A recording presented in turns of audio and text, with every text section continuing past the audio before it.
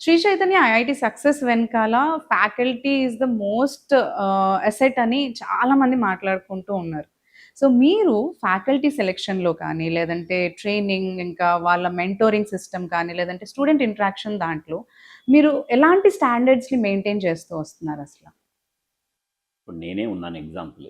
నా journey Shri Chaitanya 4 decades అయితే, more than 3 decades నేను శ్రీ చైతన్యలో ఉన్నానంటే, ఫ్యాకల్టీని ఎలా చూసుకుంటారంటానికి ఇంతకన్నా బెస్ట్ ఎగ్జాంపుల్ ఇంకోటి అక్కర్లేదు. ఎవరైతే అలా ఇంటిగ్రిటీ ఉంటుందో, దాంతో పాటు టైమ్లీ సబ్జెక్ట్ మీద అప్డేషన్ అనేటువంటిది జరుగుతుందో, ప్లస్ యాక్యురసీ పాయింట్ ఆఫ్ వ్యూలో నీడ్స్ ఆఫ్ ది అవర్స్ని అర్థం చేసుకొని వాళ్ళ యాక్షన్ ప్లాన్ తయారు చేసుకుంటారో, మైండ్ సెట్ ఆఫ్ ది స్టూడెంట్ని, మైండ్ సెట్ ఆఫ్ ది కాంపిటీషన్ని అర్థం చేసుకునేటువంటి వాళ్ళు ఎవరైతే ఉంటారో, మేము డిఫరెంట్ పారామీటర్స్తో వాళ్ళని సెలెక్ట్ చేసుకొని వాళ్ళనే ఫ్యాకల్టీగా తీసుకుంటాం.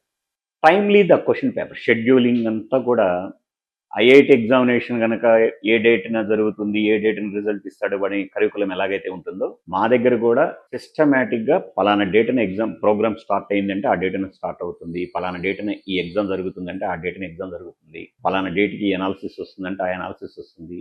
ఆ ఎనాలిసిస్తో different varieties of micro level analysis అనేటువంటిది ఉండటం వల్ల స్టూడెంట్కి ఎక్కడెక్కడ ఏమేమి తప్పులు చేస్తాడు, ఫ్యాకల్టీ కూడా వాడు ఎక్కడెక్కడ ఏ లోపాలు చేస్తున్నారు అనేది ఎప్పటికప్పుడు అప్డేట్ చేయటం అనేటం, ఇవన్నీ కూడా ఒక రెగ్యులర్ ప్రాసెస్ కింద వెళ్ళటం వల్ల లాస్ట్ ఇయర్ కాక అటు last year 3 all India first ర్యాంకులు నీట్లో, మెయిన్స్లో, అలానే అడ్వాన్స్డ్లో, అది కూడా స్కూల్ స్టూడెంట్స్ నుంచి రావటం, చైతన్య స్కూల్ స్టూడెంట్స్ నుంచి రావటం చరిత్రలో ఎవరికి జరగని విషయాలు. అయితే వీటన్నిటికీ కూడా మేనేజ్మెంటు, ఫ్యాకల్టీ వీళ్ళందరూ కూడా కలిసి చేసినటువంటి సమిష్టి కృషి. కోర్స్ దానికి మా స్టూడెంట్స్, పేరెంట్స్ వాళ్ళు ఇచ్చిన సపోర్ట్ కూడా దానికి ఎంతో ముఖ్యమైనటువంటి కారణం.